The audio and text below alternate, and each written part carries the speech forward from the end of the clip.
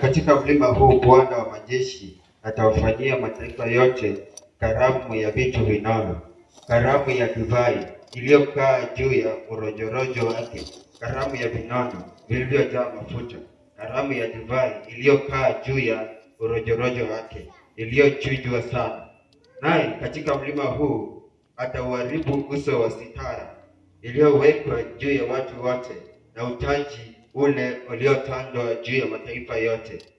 Amemeza mauti hata milele, na Bwana Mungu atafuta machozi katika nyuso zote, na aibu ya watu wake ataiondoa katika ulimwengu wote, maana Bwana amenena hayo. Luka soma 26:19.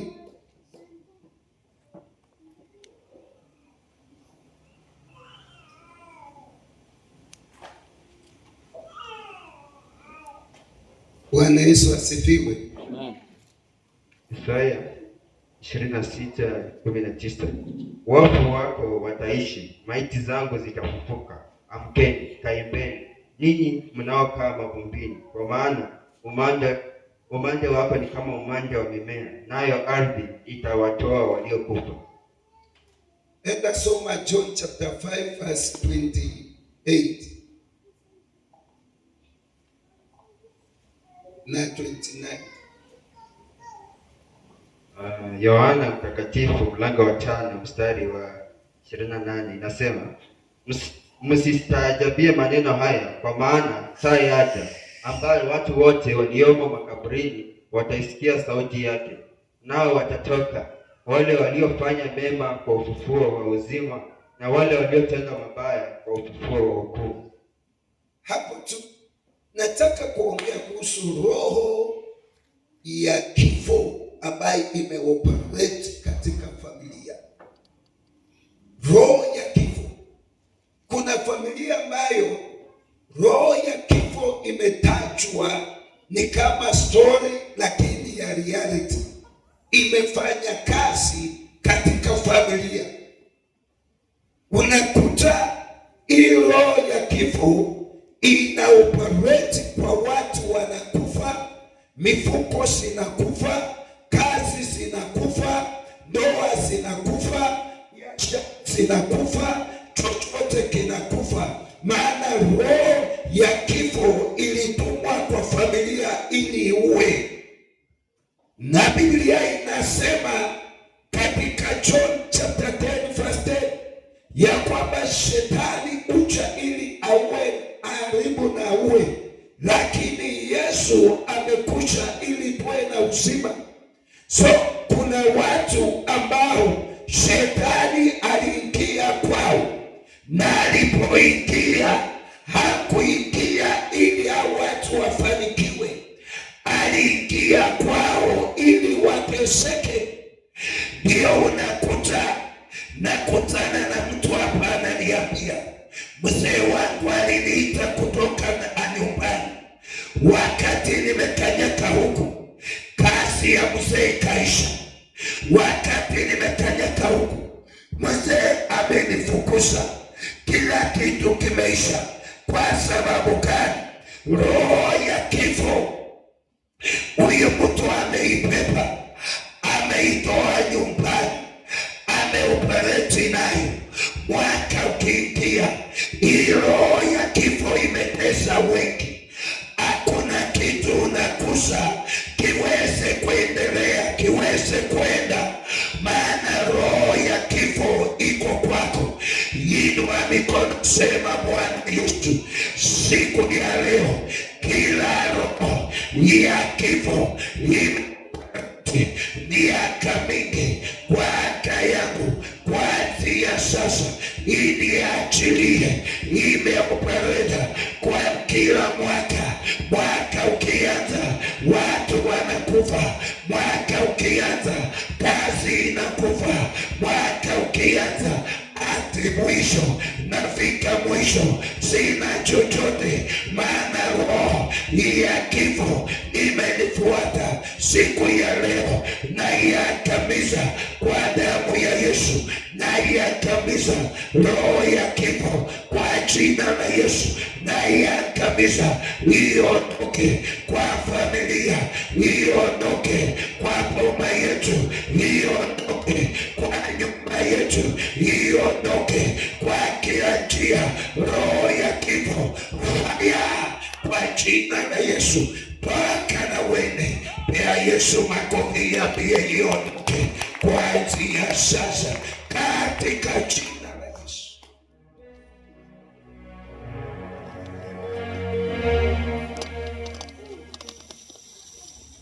Bwana Yesu asifiwe. Amen. Bwana Yesu asifiwe. Amen. Sijui kama umeshawahi angalia. Mimi nilikuwa naangalia wakati Roho amenipea ujumbe huu. Jana usiku akaniambia, enda uhakikishe hii roho imewaachilia watu. Na kanikumbusha vile nimeupareti, vile nimekuja. Na hata mahali nimefika. Hata wewe nataka nikuwafundishe, nikuhubirie leo, nikuonyeshe vile shetani anafanya kazi kila mwaka kwako. Hata unajikuta kila kitu unashika kinashuka hakipani. Mwaka wa 2026 hatutaoperate kwa kushuka, tunaoperate kwa kupanda. Kama unaamini weka mikono juu, shangilia Yesu, sema napanda kwa jina la Yesu. Yesu asifiwe. Amen. Shika mkono wa mtu juu, inua.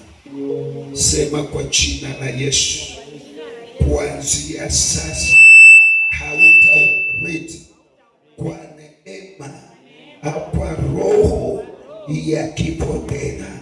Kwa jina la Yesu, jazwa neema itakayokuinua mwaka tunaingia. Kwa jina la Yesu naomba nikiamini. Amen. Maandiko ambayo tumesoma Isaya chapter 25 verse 8, amesema amemeza mauti hata milele. Ukisoma Isaya 25:26-19 anasema wafu wako wataishi, maiti zangu zitafufuka. Inamaanisha hata zile vitu ziliwekwa na zikauliwa, sisi nione vinaenda kufufuka. Bwana Yesu asifiwe. Wakati Bwana alikuwa ananena na Isaya, alikuwa anaambia Isaya, kwa sababu Isaya yeye alikuwa nabii, na akaangalia, Mungu akaangalia vile watu wameangamia, vile watu wamekufa, vile watu wametangatanga, na neno likamwendea Isaya likamwambia pia watu ya kwamba Bwana atameza kifo, ya kwamba Bwana atameza mauti. Yani kila mauti imekuwa ikinena, kila mauti imekuwa ikijiinua, kila mauti imekuwa ikisimamishwa, kila mauti imekuwa ikiongea. Bwana amekuja kuimeza leo, anaimeza leo, anaimeza vile ameambia Isaya ya kwamba nitameza mauti, haitakuwepo tena. Nitameza mauti, haitakuweko tena. Na Bwana Mungu atafuta machozi, yani mauti itaondolewa na machozi yatafutwa, na nyuso za aibu zitaondolewa, hatutakuwepo tena. So jambo la kwanza, Bwana anameza roho ya mauti. Hautaingia mwaka ukiwa roho ya mauti inakufuata, ikiwa unapigwa na roho ya kifo, ikiwa unapigwa na roho ya mauti. Na roho ya mauti inaoperate hivi: wakati unajaribu kwenda, shetani anatuma maneno, unapigwa na maneno kila wakati. Maneno yanakuja, unasikia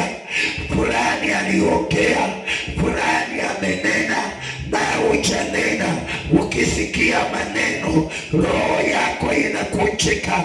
Wakati umevunjika moyo, shetani anakuja, anaingia, anaweka mauti ndani mwako, unaanza kuoperate kwa kushindwa. So leo kila mbinu hizi anatumia za maneno, kwa jina la Yesu siondoke. Wale watu wamekuwa nalete maneno,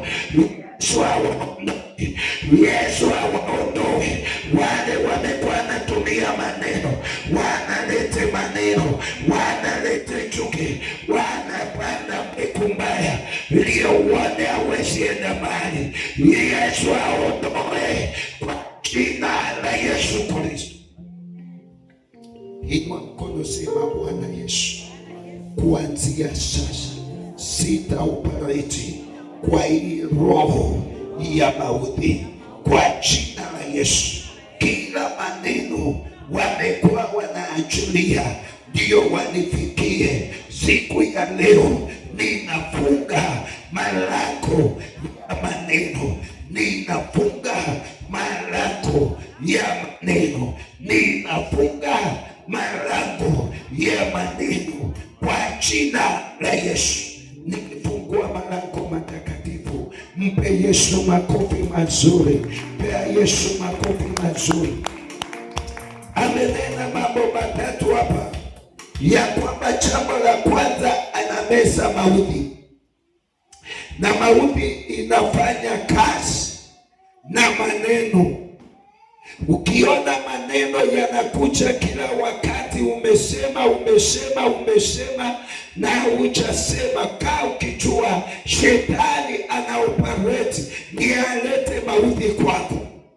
Jambo la pili, ukiona unajaribu kwenda, unaletewa uzito kila mahali, kila chote uzito, kila kile unafanya uzito, kila kile unafanya uzito, kila kile unafanya uzito, shetani analete mauti kwako.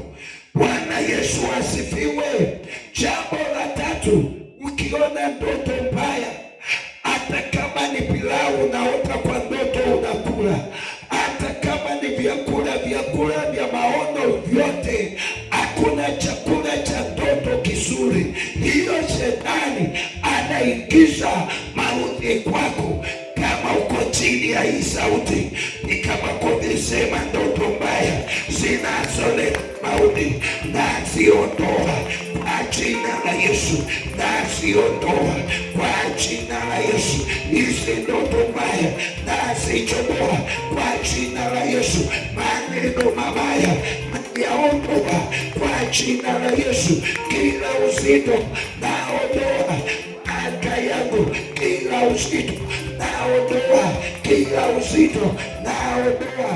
Ondoa uzito, ondoa uzito kwa jina la Yesu. Naachilia moto kila uzito, chomeka kila uzito kwa imani, kila uzito kwa maombi, kila uzito kwa ndoa, kila uzito kazini, kila uzito mahali kote, uzito uondolewe kwa jina la Yesu. Roho ya uzito, fire, toka kwa familia. Unakuta ukiwa wewe mwanafunzi, ukienda kufanya mitihani ni machozi unalia. Ukienda kilasi kuna saa inafika unasikia usingizi, unasikia unalala, unasikia kuna kuvile kaspiriti fulani kana kucha, unaanza kufili hapo nastahili mwalimu aniachilie nilale. Hapo saa ndiyo shetani analeta roho ya mauti. Piga makofi, sema watoto wetu waachiliwe kwa jina la Yesu, waachiliwe roho ya mauti, iwaachilie roho ya mauti, iwaachilie kwa jina la Yesu. Fire, toka na wewe.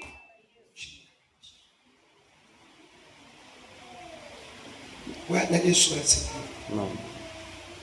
Bwana Yesu asifiwe.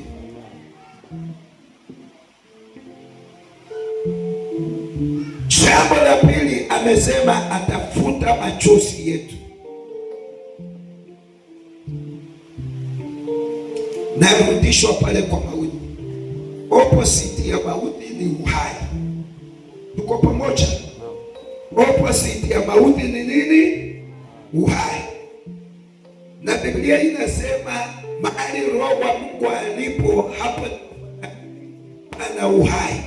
So ninaomba Roho Mtakatifu aingie kwenyu kuanzia sasa. Roho aingie kwa nyumba yenu kuanzia sasa. Roho aingie kwa moyo wako kuanzia sasa. Roho aingie na alete uhai katika jina la Yesu. Bwana Yesu asifiwe. Anamesa mauti. Na akasema katika Isaya chapter 26 verse 19 ya kwamba wafu wetu watafufuka. Watu wetu watafanya nini? Watafufuka. Amesema katika John chapter 5 verse 28 ya kwamba wafu watafufuka, waliotenda mema wataingia katika uzima, waliotenda mabaya watahukumiwa katika mauti. So ombi langu leo, kulingana na yale tumetenda mwaka huu, wacha Mungu atufufulie vilivyo vyetu na atupatie katika jina la Yesu Kristo. Kuna watu mwaka mzima wametoa sadaka. Kuna watu mwaka mzima wamesimama na kanisa. Kuna watu mwaka mzima wamekuwa wanaomba, wanafunga. Kuna watu mwaka mzima wamesimama na madhabahu haya. Kuna watu mwaka mzima wamekuwa watakatifu, wameokopa dhambi. Kuna watu mwaka mzima wamekaa mbele za Mungu, hawajajichanganya. Wacha leo Mungu akulipe kwa yale ulitenda mwaka mzima. Wacha Mungu akulipe katika jina la Yesu Kristo. Hiyo mikono yako umeinua, wacha utukufu ushuke kutoka mbinguni na kumwakikia kuanzia sasa. Mwakiwa utukufu mpya, mwakiwa utukufu mpya, mwakiwa utukufu mpya. Na ukitoka kwa ibada, wende na ushuhuda kwamba mauti imemeshwa, ipo tena. Ni Roho Mtakatifu anafanya kazi, na akatembee na akatawale na akatende makuu, akainuliwe akatende makuu. Roho achukue nafasi, Roho achukue nafasi, Roho achukue nafasi, Roho Mtakatifu achukue nafasi kuanzia sasa.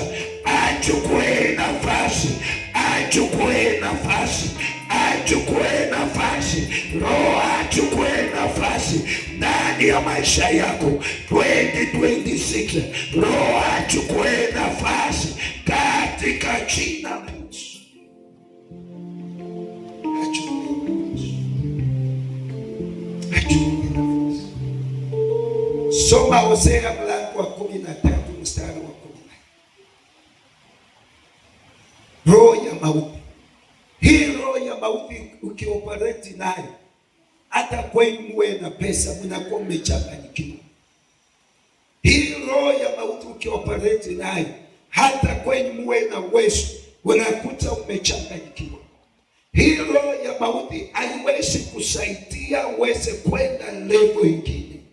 Roho ya mauti ushusha mtu, upeleka mtu. Ndio maana kaburi uchimbwa kuanzia juu.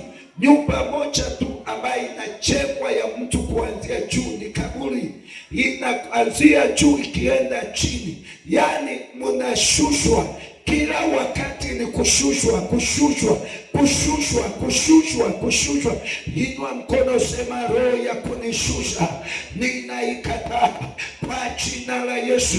Roho imeshusha kazi yangu, nimekataa. Roho ya kushusha imani, roho ya kushusha ibada, roho ya kushusha vitu, roho ya kushusha mikutano, roho ya kunishusha nimeikataa kwa jina la Yesu. Ikachomeke, ikachomeke, ikachomeke, ikachomeke, ikachomeke, ikachomeke. Roho ya kushusha, roho ya kushusha, roho ya kushusha, roho ya kushusha ikaondoke katika jina la Yesu.